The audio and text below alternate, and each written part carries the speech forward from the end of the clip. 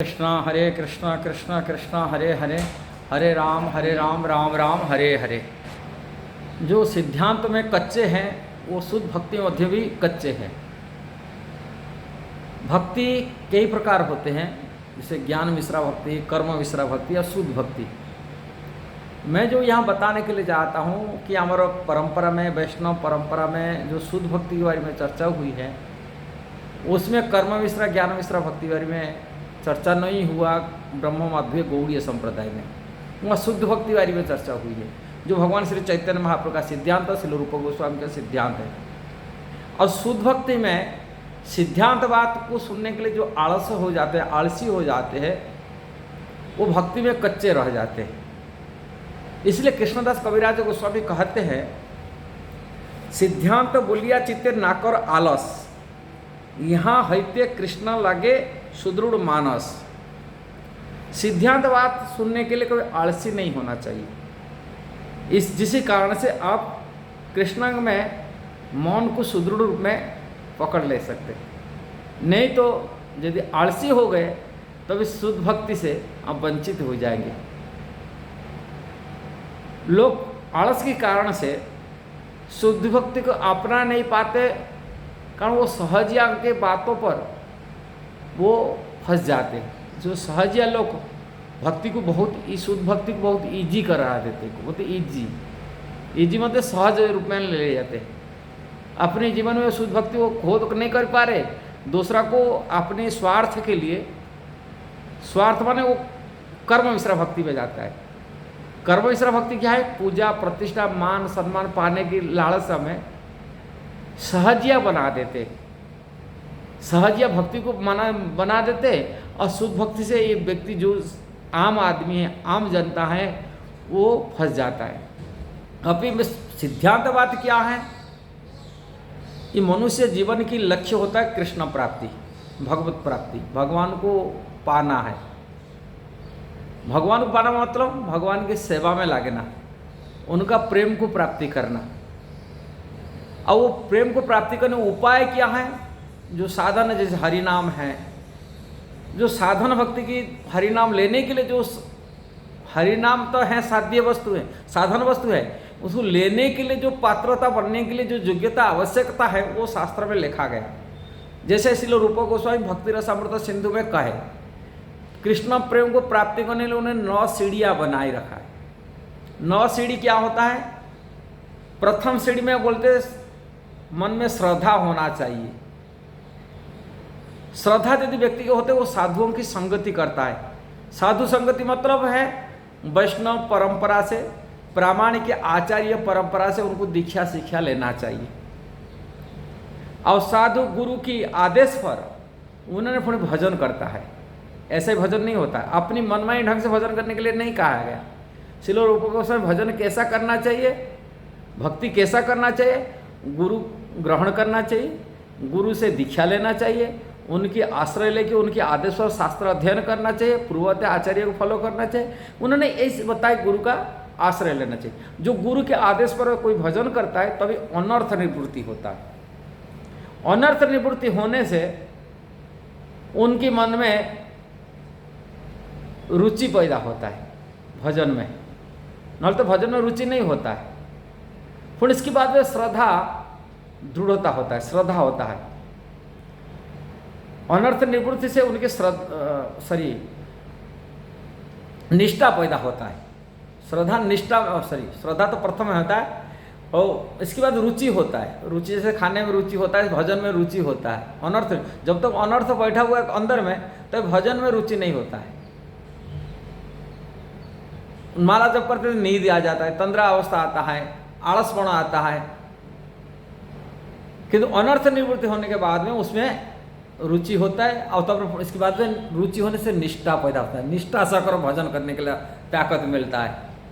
जब निष्ठा होता है थोड़ी इसमें आसक्ति बन जाता है, जैसे माँ बेटा प्रति आसक्ति हो जाता है, ऐसे भगवान की भक्ति में, भगवान की सेवा के लिए उन्हें आसक्ति पैदा होता है। आसक्ति होने से उन्हें उसमें भाव पैदा होता है, भाव से प्रेम को प्राप्ति करता है। ये रूप गोस्वामी इसका सीढ़ी बना, किस तरह को प्रेम को प्राप्ति करना, ये सिद्धांत बात है। किंतु सहज यह बात लोगों, उन्होंने भजन क्रिया ये सब इतना महत्व नहीं देते कि निष्ठा रुचि ये सब, उनका रुचि सीधा प्रेम को प्राप्ति करना, प्रेम को स्तर प्राप्ति करने। अनर्थ निवृत्ति के लिए कैसा अनर्थ निवृत्ति को उपाय नहीं कहते। अनर्थ निवृत्ति करने हमको जैसे उपवास करते, एकादशी वैष्णव की जन्मतिथि पर हो, कि गुरु लोगों की तिरुभाव तिथि पर हो, कि भगवान की जन्मतिथि पर हो, हमको उपवास व्रत आदि रखना पड़ता है। उपवास रखने इंद्रिय संयम होता है, अनर्थ निवृत्ति होता है, तो इंद्रिय वशीभूत होता है, न तो इंद्रिय वश में नहीं होता है। हाँ, एक टाइम नहीं खाना खाए तो मुश्किल हो जाता है, किंतु उसे अनर्थ निवृत्ति के लिए उपाय नहीं करते। वो लोग बोलते सीधा रागानुग भक्ति की स्टार्ट, जैसे भक्ति रूप गोस्वामी बताई रखे, जो हम साधन भक्ति करते उसमें दो भाग रखे। बोलते प्रथम भाग होता है वैद्य भक्ति, दूसरी भाग होता है रागानुग भक्ति। वैद्य भक्ति मतलब गुरु के आदेश पर, शास्त्र के आदेश पर आज्ञा को पालन करना, शास्त्र में जो नियम लिखा है वो नियम को कड़ाई से पालन करना। इसको पालन करने से क्या होगा, अनर्थ निवृत्ति होने से हमें रागानुग भगवान की प्रेमा भक्ति को प्राप्ति कर पाएंगे, उस स्तर को जा पाएंगे, साधन कर पाएंगे। साधन भक्ति दो भाग है, प्रथम भाग है वैद्य भक्ति, जो विधि विधान नियम कानून से पालन करने से हमारा अनर्थ निवृत्ति होगा। जब तक अनर्थ निवृत्ति नहीं होगा तब तक हम लोग प्रेमा भक्ति स्तर, जो रागानुग भक्ति स्तर को जा नहीं पाएंगे। रागानुग भक्ति जो भगवान की प्रियजन है, परिकर है भगवान के, जैसे सखा लोग हैं, कि माता पिता वात्सल्य और रस सेवा करने वाले, कि गोपीजन जो प्रेयसी लोग हैं, कि भगवान की दास सेवा करने वाले अत्रक पत्रक आदि भगवान कृष्ण के सेवक होते हैं। ऐसे ही भगवान के साथ संबोध जोड़कर जो सेवा करते हैं, वो उसी की उनको जो सेवा करते हैं उनको अनुसरण करना, उनके चरण चिन्ह पर रख करके भक्ति किया जाता है, रागानुग भक्ति कहा जाता है। वो स्तर को हम प्राप्ति करेंगे जब तक अनर्थ निवृत्ति नहीं हुआ। किंतु ये लोग अनर्थ निवृत्ति के लिए महत्व नहीं देते, उनको प्राइमरी स्टेज में सीधा बोलते रागानुग स्टेज, भगवान का प्रिया बन जाएगा, गोपी बन जाएगा, सखा बन जाएगा, माता पिता वात्सल्य रस में सीधा डायरेक्ट उनको झुका देते। इसको सहजिया कहा जाता है। इसलिए सहजिया लोगों को कोई शिक्षा दीक्षा नहीं होता है। सहजी ये लोग का परंपरा नहीं होता है, ये लोग को कोई वैष्णव परंपरा गुरु से शिक्षा दीक्षा उनको नहीं प्राप्ति होता। अब मनोग्रहण अपनी कल्पना की बात को कहते हैं, काल्पनिक की बात को छूट देते। शास्त्र में क्या लिखा गया वो नहीं देखते। कपिल देव भगवान इतना शिक्षा दी, वो सब शिक्षा को नहीं देते, किसी भागवत की शिक्षा को नहीं देते। वो कुछ ऐसे ही बोलते सीधा गोपी बन जाओ, ये कर जाओ। ऐसे ही वृंदावन अनेक सहजिया लोगों की हुए हैं। अब वृंदावन इतना फेमस, अब सहजिया लोग इतना प्रभावित होते लोग को, उनसे लोग अपने आध्यात्मिक जो मूलभूत सिद्धांत से वंचित हो जाते हैं और उन्हीं आश्रय ले जाते। बोलते ये तो हमारा इतना रागानुग भक्ति में हमको तो राधे राधे कह कि हमको पूरा तो राधारानी की पूरा चरण में लगा दिया। ऐसा कोई शहर में बोलते हमको तो पूरा भक्ति में प्रेमा भक्ति सिखा दे, प्रेमा भक्ति को प्राप्ति करा दिया, माने प्रेम को प्राप्ति करा दिया। अरे प्रेम के स्तर बहुत चीज होता है, इससे लक्षण अलग अलग होता है। जो भक्ति रसामृत सिंधु में शिल रूप गोस्वामी वर्णन किए, सब अलग अलग उसका तारीका वर्णन किए। हम तो आसक्ति भौतिक संसार आसक्ति नहीं गया, हाँ भोग की इच्छाएं बनने के रह रहा है, हाँ इंद्रिय की वासना संयत नहीं हुआ, हम प्रेमा भक्ति कैसे प्राप्ति कर लेंगे। इसलिए सहजिया भक्ति जो होते हैं इनके द्वारा प्रभावित हो जाते हैं और उनके अपना आध्यात्मिक जीवन में, माने जैसे कोई घाव हो जाता है सही ढंग से नहीं सूखता है, उसको सेप्टिक हो जाता है, जैसे ही भक्ति में उसको माने बीज वाला हो जाता है, आगे बढ़ नहीं पाता, ये नहीं कर पाता। इस सहजिया की बात पर और वो भक्ति पक्के भक्ति की प्राप्ति नहीं हो पाती, शुद्ध भक्ति की प्राप्ति नहीं कर पाते। इनकी इच्छाओं के कारण से वो बन जाता है सही हो। इसीलिए ऐसा सहजिया लोगों से दूर रहे।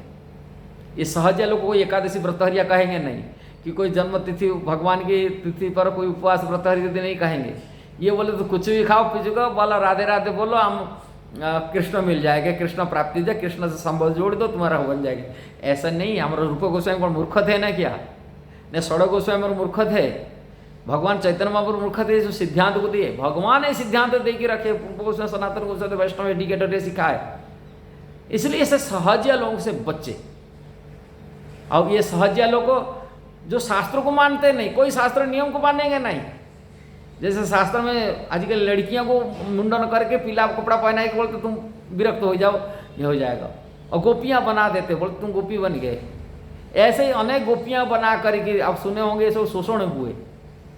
हाँ, और सबको बोलते सबको ये सब सहजिया लोगों से नहीं आना चाहिए। वैष्णव परंपरा से गुरु शिक्षा दीक्षा लेना चाहिए, तभी कि सिद्धांतवाद को पता चले। हमारा आचार्य लोग, पूर्ववर्ती आचार्य लोग कैसे नियम को पालन करते, क्यों कड़ाई में पालन करते थे? वो मूर्ख थे ना क्या? ना शास्त्र ज्ञान, इनसे ये लोग बड़े हो गए। हाँ, सिर्फ जनता तो मूर्ख होते, जनता तो पता नहीं होता क्या करना क्या नहीं करना। सही क्या, शास्त्र तो पढ़ते नहीं, शास्त्र में क्या लिखा गया कि श्रीमद् भागवत में जो शिक्षा सिद्धांत है वो भी पता नहीं है। इसलिए सहजिया लोगों से दूर रहे। वैष्णव गुरु परंपरा आचार्य से श्रील प्रभुपाद द्वारा शिक्षा को प्राप्ति कर। श्रील प्रभुपाद इस सिद्धांत को खंडन किए। आजकल तथाकथित जो साधु मानते ना, ऐसा सहजिया यूट्यूब देख कर कि यूट्यूब चैनल में फंस जाते, यूट्यूब देख अपनी फेमस नाम कराते, दीक्षा आदि दे देते, बोलते दीक्षा लो, मैं जो आ गया उसको नियम कानून पालन करे न करे दीक्षा दे दो, हमारा फॉलोअर बन जाए। ये फैशन हो चुका है। ये फैशनदारी गुरुओं से, ये सहजिया से बचे, तभी हम शुद्ध भक्ति प्राप्ति करें। वो सिद्धांत को समझे। सिद्धांत क्या लिखा है? श्रीमद् भागवत की शिक्षा, भगवत गीता की शिक्षा, श्रील रूप गोस्वामी जैसा शिक्षा, भक्ति रसामृत सिंधु का शिक्षा, ये नियम को देखे पढ़े, तभी हम लोग को जो सिद्धांतवाद को पढ़ेंगे तभी हम पता चलेगा सिद्धांत क्या है। श्रील प्रभुपाद एक सिस्टमेटिकल इस्कॉन संस्था बनाया और एक नियम को बनाया, एक डिसिप्लिन हिसाब से कैसा भक्ति कर सकते वो सिखाया, सारी दुनिया को सिखा दिया इस्कॉन के माध्यम से। और श्रील प्रभुपाद की कृपा से आज दुनिया से, अमेरिका से लेकर ऑस्ट्रेलिया तक लोग मेल्स जबन तक ये सिद्धांतवाद में चाल कर शुद्ध भक्ति को प्राप्ति कर रहे, शुद्ध भक्ति रास्ता पर चल रहे हैं, आत्मकल्याण कर रहे हैं। मनगढ़ काल्पनिक बातों में नहीं आए, मनोधर्म पर नहीं चल रहे। ये मेंटल स्पेकुलेशन मनोधर्म पर चल के अपने जीवन को गंवाना नहीं चाहिए। यदि वीडियो सही लगा जरूर इसको जरूर शेयर करना, सब्सक्राइब करना, लाइक कमेंट देना। हरे कृष्णा।